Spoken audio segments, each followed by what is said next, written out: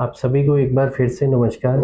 आज हमारा फेसबुक का थर्ड लाइव सेशन है और काफ़ी आप लोगों का सपोर्ट रहा है, जिस वजह से हम लोगों ने मतलब back to back content publish करना शुरू किया है। और यूट्यूब में हमारे 14 सेशन हो गए हैं, इंस्टाग्राम में काफ़ी हो गए हैं, आई थिंक 4-5 हो गए हैं, और फेसबुक पे आज थर्ड है। टॉपिक ऐसे हैं जो कहीं ना कहीं हमारे बिजनेस को ग्रो करते हैं, एक अच्छा पोटेंशियल देते हैं बिजनेस को। और जो हमारी टैगलाइन है एमएलसीएस की, पावरिंग प्रॉफिटेबिलिटी सिंस 2010, उसी पे हम लोग फोकस करते हैं। तो आज का जो हमारा टॉपिक है that is social media magic strategies to grow your brand fast. आजकल हर कोई चाहता है कि उसका जो ब्रांड है वो ग्रो करे और एक अच्छा नाम हो मार्केट में, लोगों का उस पे ट्रस्ट हो ब्रांड पे। और सोशल मीडिया इसमें क्या रोल प्ले करता है, बेसिकली हम वही चीज़ को यहाँ पे डिस्कस करेंगे।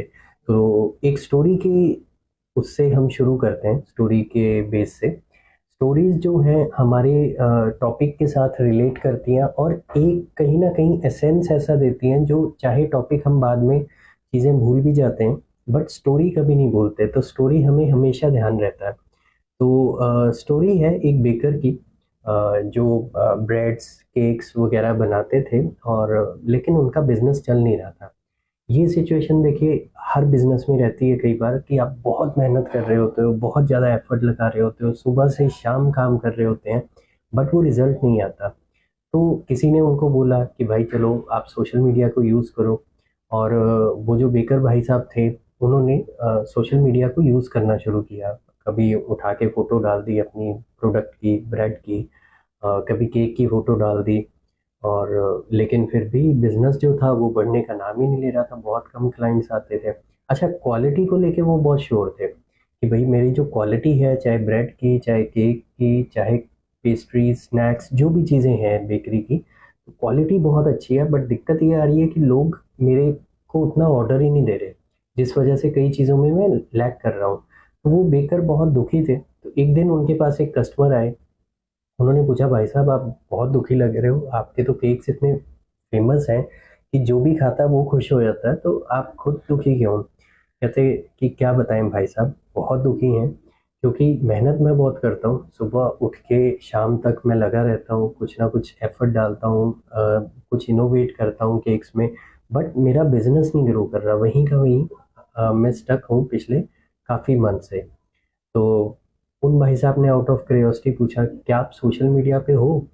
वो कहता, हाँ मैं तो बहुत टाइम से सोशल मीडिया पे हूँ, मुझे जब टाइम लगता है अपने बिजी स्केड्यूल में से मैं कुछ ना कुछ पोस्ट डाल देता हूँ। वो कहता, भाई साहब एक चीज़ बताओ, मैं आपसे कितनी बार ऑर्डर ले गया, मैंने ही आज तक आपका कोई पोस्ट या क्रिएटिव नहीं देखा। तो दैट मीन्स कुछ ना कुछ आप गलत कर रहे हैं सोशल मीडिया में, तो आप उसको तरीके से करिए तो डेफिनेटली रिजल्ट आएगा। तो वो जो चीज़ थी वो बेकर के दिमाग में घुस गई कि हाँ यार, बात तो सही है कि अगर मैं कोई चीज़ तरीके से नहीं कर रहा तो उसका रिजल्ट भी नहीं आएगा। तो उन्होंने क्या किया, उन्होंने फिर सोशल मीडिया के कुछ एक कोर्सेज किए।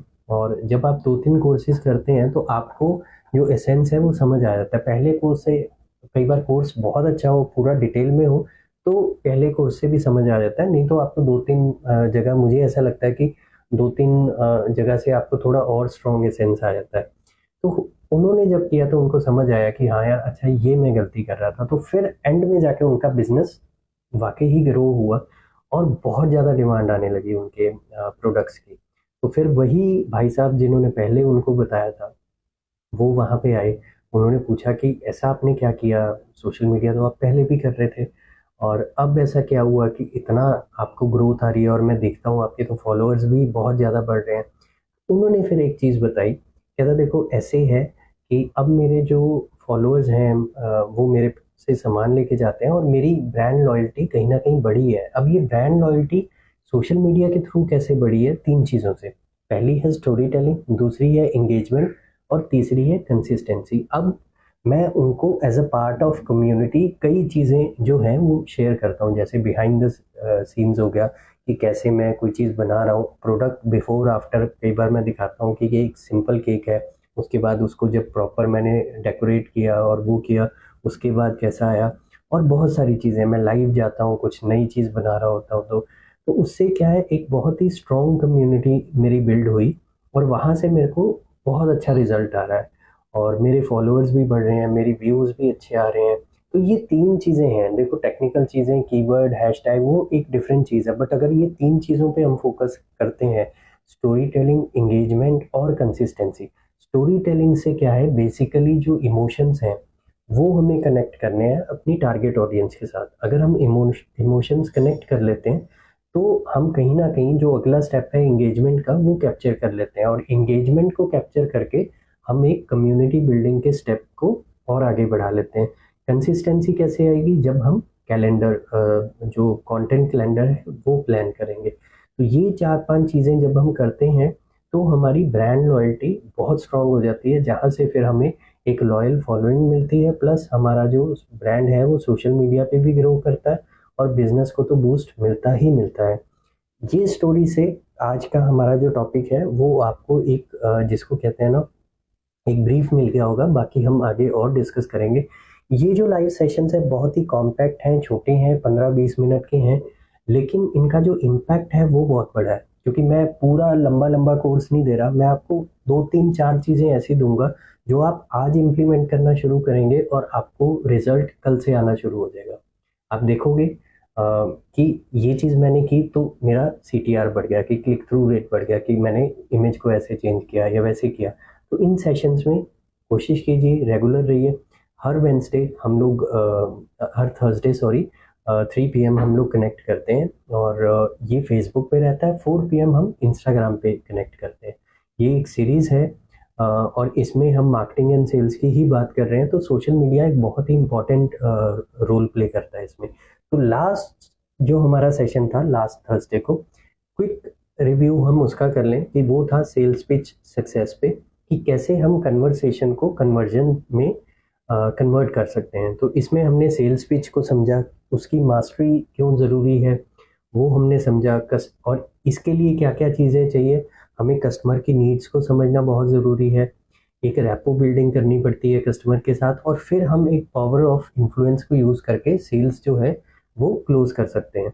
उसके बाद स्ट्रक्चर हमने देखा कि एक एलिवेटर पिच हो जो 30 सेकंड्स की नॉर्मली रहती है। उसके बाद प्रॉब्लम सॉल्विंग अप्रोच हो, कि हम कोई भी चीज़ अगर सेल्स में बात कर रहे हैं तो वो एक प्रॉब्लम सॉल्विंग अप्रोच हो।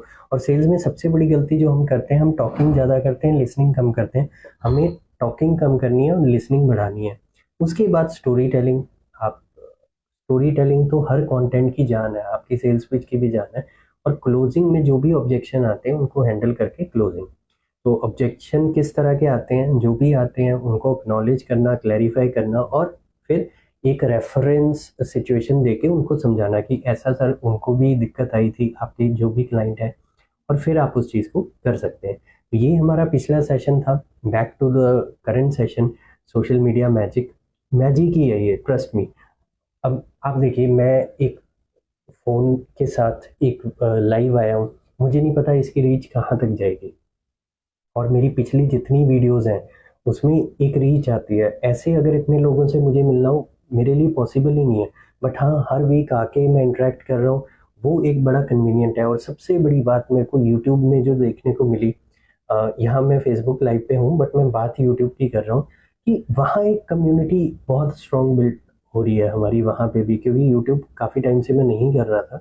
तो डेली मंडे टू फ्राइडे हम लोग 8:30 AM कनेक्ट करते हैं, बिजनेस सक्सेस एंड ग्रोथ की बातें करते हैं। सीरीज का नाम है बिजनेस सक्सेस विद अमेल्सियस। उसका आज 14th एपिसोड आया है। तो ये चीज़ है कि ये सोशल मीडिया ही है जिस वजह से मैं अपनी ऑडियंस के साथ कनेक्ट कर पा रहा हूँ, या और चीज़ें और ब्रांड्स कैसे करते हैं, क्या स्ट्रैटेजीज करते हैं, वो सीख पा रहा हूँ। तो ये इसी वजह से है। तो आज हम समझते हैं कि सोशल मीडिया सक्सेस के लिए फाउंडेशन क्या है, क्या चीज़ ज़रूरी है। सबसे पहली है कंसिस्टेंसी। अगर हमारे दिमाग में ये है कि चल यार एक दो वीडियो डाल के देख लेता हूँ, एक आधा क्रिएटिव डाल के देख लेता हूँ, तो कुछ नहीं होने वाला। ट्रस्ट में, आपको कंसिस्टेंसी बनानी ही पड़ेगी। और कंसिस्टेंसी कैसे आएगी, जब आप एक कंटेंट कैलेंडर कम से कम भी अगले 6 हफ्ते का प्लान करेंगे। आपका कंटेंट रेडी है तो ट्रस्ट मी, माइंड बहुत ही शार्प, जिसको कहते हैं शांत रहता है, और फोकस हमेशा आपका शार्प रहता है, क्योंकि आपको कंटेंट का टॉपिक ढूंढने में टाइम नहीं लगाना, आपको जस्ट कंटेंट डिलीवर करने में टाइम लगाना है, उसको बनाने में टाइम लगेगा। तो जब आपका एक रोड मैप तैयार होता है, आप थोड़ा फास्ट चलते हो, इसलिए कंसिस्टेंसी बहुत ज़रूरी है। इसके लिए सोशल मीडिया कैलेंडर ज़रूर प्लान कीजिए।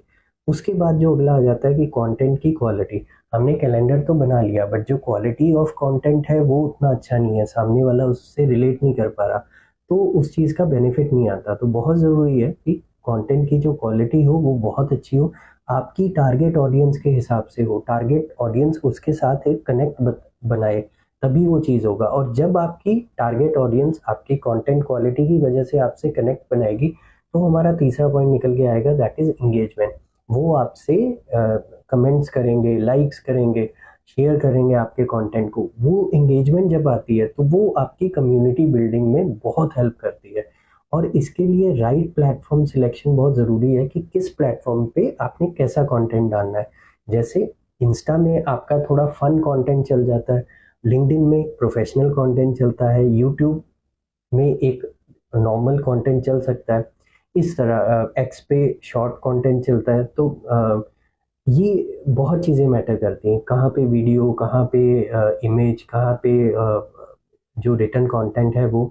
तो वो प्लेटफॉर्म का सिलेक्शन बहुत ज़रूरी है। और ये प्लेटफॉर्म का सिलेक्शन हम कैसे कर सकते हैं, जब हम अपनी टारगेट ऑडियंस को अच्छे से समझते हो। तो टारगेट ऑडियंस को समझना बहुत ज़रूरी है। ये बेसिक से फाउंडेशन है सोशल मीडिया सक्सेस की। उसके बाद कंटेंट ही मेजर रोल प्ले करता है। तो कंटेंट इज़ द किंग, आपने कई बार सुना होगा। कंटेंट के कई सारे टाइप्स हैं, आप वीडियो फॉर्म में हो सकते हो कंटेंट को लेके कॉन्फिडेंट, ऑडियो फॉर्म हो गया, रिटन फॉर्म हो गया, ग्राफिक्स की फॉर्म में हो गया, बहुत सारा कंटेंट है। आप उसको रीपर्पस कर सकते हो कि एक ही कंटेंट पीस को मल्टीपल तरह आपने यूज़ कर लिया। इसमें स्टोरी टेलिंग बहुत इंपॉर्टेंट रोल प्ले करती है, क्योंकि जब आप स्टोरी टेलिंग की फॉर्म में कोई भी चीज़ समझाते हैं एक फ्लो में, तो वो सामने वाला कनेक्ट करता है, रादर देन आप कोई चीज़ कहाँ से उठा रहे हो, कोई चीज़ कहाँ से और फिर डिलीवर कर रहे हो, तो उसका इम्पैक्ट नहीं आता।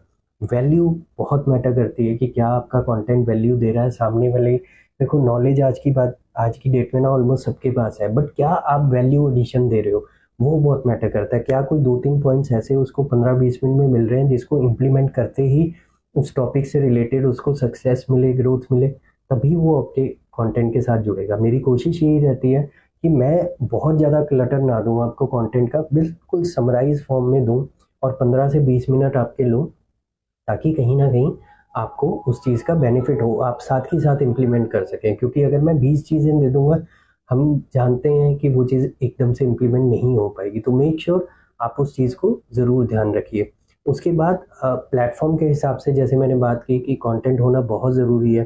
फिर ऑडियंस को कैसे ग्रो किया जाता है, जैसे हम अभी कर रहे हैं, जैसे मैं लाइव आ रहा हूँ तो ऑडियंस बढ़ती है उस चीज़ के। हर लाइव सेशन के बाद कुछ एक फॉलोअर्स बढ़ते हैं, धीरे-धीरे जैसे फॉलोअर्स बढ़ेंगे या सब्सक्राइबर्स बढ़ेंगे, वैसे ही ये स्नोबॉल इफ़ेक्ट आता रहेगा, मोमेंटम और फास्ट हो जाएगा। तो सबसे पहले ट्रेंड्स को लीवरेज उठाइए, ट्रेंड्स का बेनिफिट उठाइए। कई सारे ट्रेंडिंग हैशटैग होते हैं, ट्रेंडिंग टॉपिक होते हैं, कीवर्ड्स होते हैं, जिनको हम यूज़ करके अपने कंटेंट को, लेकिन ये रेलेवेंट हो, जो अ, जिस तरह का कंटेंट हमारी टारगेट ऑडियंस चाहती है, उसी को किसी ना किसी तरह हमें रिलेट करके फिर ट्रेंडिंग टॉपिक्स को उठाना है। उसके बाद कोलैबोरेशंस एंड इन्फ्लुएंसर्स, हम जैसे कोलैबोरेट कर सकते हैं किसी और ब्रांड के साथ, और फिर हम इकट्ठा कंटेंट डिलीवर कर सकते हैं, तो दोनों की जो ऑडियंस है वो कनेक्ट कर सकती है एक दूसरे के साथ। देन इन्फ्लुएंसर का यूज़ कर सकते हैं, वहाँ से शाउट आउट या जो भी है वो चीज़ हो सकती है।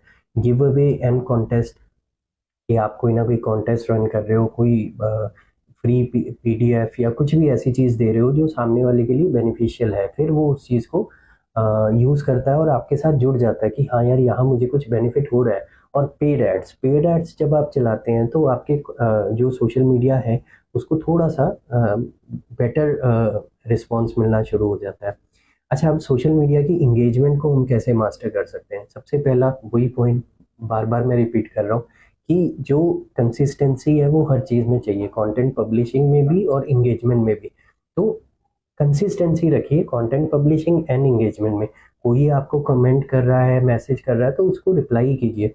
और पब्लिशिंग कंटेंट की रेगुलर रखिए। कम्युनिटी बिल्डिंग पे फोकस कीजिए कि आप एक ऐसी कम्युनिटी बना रहे हैं जो आपके ब्रांड के विजन के साथ अलाइन होती है। वो जो चीज़ आप चाह रहे हो वो कहीं ना कहीं वो लोग भी चाह रहे हैं, तो डेफिनेटली आपका जो सक्सेस रेशो है कंटेंट का वो अच्छा हिट हो जाता है। और फिर व्यूज़ भी आते हैं, फॉलोअर्स भी आते हैं, नंबर्स बढ़ते ही बढ़ते हैं। लाइव वीडियोस, जैसे कि आप देख ही रहे हो कि लाइव वीडियो का एक अलग इम्पैक्ट आता है कि ऑडियंस के साथ इंटरेक्ट हो जाता है। तो ये चीज़ है। स्टोरीज आप लगा सकते हैं, आजकल स्टोरीज का फीचर बहुत अच्छा है, तो उसको लगाइए, उसको क्रिएटिव वे में शो कीजिए। तो ये सारी चीज़ें हैं, और ये जब हम कर रहे हैं तो इसका ट्रैक रखना बहुत ज़रूरी है। अगर हम ट्रैक नहीं रख रहे तो कोई फ़ायदा नहीं है। आप ट्रैक रखिए, क्या सक्सेस हो रही है, क्या लॉस हो रहा है, फिर उस चीज़ को उस हिसाब से अपनी सोशल मीडिया स्ट्रैटेजी को हम लोग जो है अलाइन कर सकते हैं, ऑप्टिमाइज कर सकते हैं। तो ये आज का टॉपिक था, social media magic. How do we find what kind of content we should, sorry आपका लास्ट वर्ड पढ़ा नहीं जा रहा थोड़ा सा, हाँ, create for our niche. Sir इसके लिए ना कॉम्पिटिटर्स को देखना बहुत ज़रूरी है सबसे पहले, कि हमें ये देखना बहुत ज़रूरी है कि हमारा कॉम्पिटिटर क्या कर रहा है। उसके बाद अपनी यूएसपीज को आइडेंटिफाई कीजिए कि हम किस चीज़ में अच्छे हैं। अकॉर्डिंगली फिर आप, आजकल तो एआई की टूल्स भी हैं जो सजेस्ट कर देते हैं, अदरवाइज गूगल पे ट्रेंड्स में जाके हमें सजेशन मिल जाते हैं। प्लस हमारे निश के अकॉर्डिंग जो कीवर्ड्स हैं उनको एफएक्यूज की फॉर्म में हम लोग डिलीवर कर सकते हैं। एफएक्यूज एक बहुत स्ट्रॉन्ग है, क्योंकि वो चीज़ वो है जो सामने वाला ऑलरेडी क्वेश्चन पूछना चाह रहा है, और अगर हम पहले ही वो चीज़ आंसर कर देते हैं तो वो कहीं ना एक ट्रस्ट फैक्टर बन जाता है कि हाँ ये पर्सन तो वही बात कर रहा है जो मेरे दिमाग में चल रही थी। और बाकी आप तो खैर बहुत जिसको कहते हैं कोडिंग के महारत ही हैं, तो आपका तो निश भी बहुत अच्छा है, और वैसे भी नॉलेज भी बहुत हाई है, तो आपका तो डेफिनेटली कंटेंट भी अच्छा है। और मैंने लिंक्डइन पे भी आपके पोस्ट देखे हैं अभी रिसेंटली जो आपने डालना शुरू किए हैं, बहुत अच्छे हैं। मैं अभी डिटेल में उनको पढ़ नहीं पाया, बट डेफिनेटली एक अच्छी स्टार्ट है। आप उसको, मेरी तरफ से ऑल द बेस्ट है। और ये दो तीन चीज़ें आप कीजिए, अपनी यूएसपी को आइडेंटिफाई कीजिए, कॉम्पिटिटर को स्टडी कीजिए, ट्रेंडिंग जो गूगल ट्रेंड्स पे आपके निश से रिलेटेड ट्रेंड्स हैं उनको आइडेंटिफाई कीजिए, कीवर्ड्स में देखिए, और फिर क्वेश्चंस भी गूगल सजेशंस में आ जाते हैं, तो उनको यूज़ करके जब आप कंटेंट बनाओगे, प्लस सबसे बड़ी बात ये होती है कि ऑडियंस खुद रिकमेंड करती है। जैसे लास्ट वीक जो हमारा इंस्टाग्राम का सेशन था, तो उसमें एक मैम ने हमें इस वीक के लाइव का एक वो बताया था कि आप इस टॉपिक पे लाइव कीजिए। तो आज जो 4 PM का इंस्टाग्राम लाइव है, थैंक्स टू दैट मैम, उन्होंने वो चीज़ बताई थी, तो आज हम उसके साथ कर रहे हैं। होपफुली मैं आपके क्वेश्चन को आंसर कर पाया, और कोई भी क्वेश्चन होता है तो डेफिनेटली आप सब पूछ सकते हैं। बाकी next Thursday same time 3 PM हम फिर से कनेक्ट करेंगे। 15-20 minutes of your precious time बहुत इंपॉर्टेंट है मेरे लिए, और मेरी कोशिश यही रहती है कि अच्छा कंटेंट टू द पॉइंट, और बिल्कुल जिसको कहते हैं समराइज फॉर्म में हो, कि आप उसको प्लग एंड प्ले कर सकें। Thank you, have a great time, मिलते हैं।